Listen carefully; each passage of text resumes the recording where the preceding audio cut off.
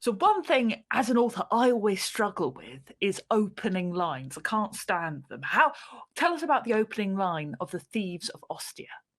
Well, I actually collect first lines, my favorite first lines, and I often like get an idea from one of my favorite first lines. But here's what I think a great first line should do. It should do one or more of the following. Introduce your main character, who's the story about, establish the world, when and where is the story set, hint at what kind of a story it is. Is it a thriller, romance, mystery, a relationship story? Set the tone. Is it funny, exciting, mysterious? Now you might say, oh, horror, tone and what kind is the same, but you could have a funny horror story or a really creepy horror story or a romantic horror story. And the most important thing that I think a first line should do is hook the reader.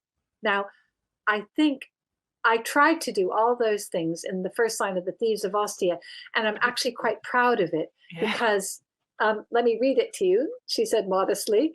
Lady Agemina solved her first mystery on the Ides of June in the 10th year of the Emperor Vespasian. Now, it tells you who the main character is.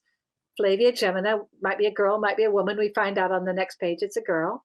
It tells you the genre. It's a mystery story because she solved her first mystery. It's a detective series.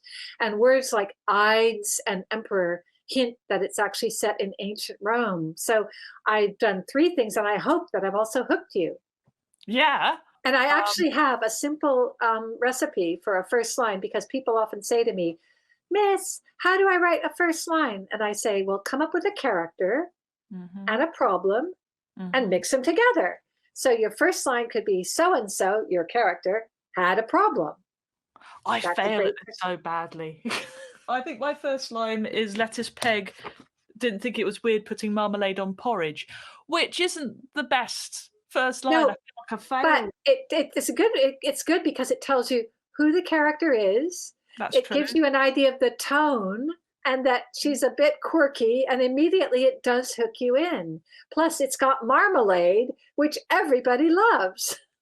Well, every good bear from Peru does. Every good Paddington She's not Bear. Paddington Bear. She's not Paddington Bear. So your ingredients are for your first line is to introduce the character and introduce a problem. One of my all-time favorite books is called My Family and Other Animals by Gerald Durrell.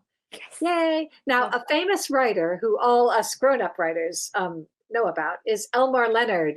And he once said, never open a book with weather. But My Family and Other Animals opens the book with weather. So it just goes to show you can break the rules, but you have to know what the rules are before you break them.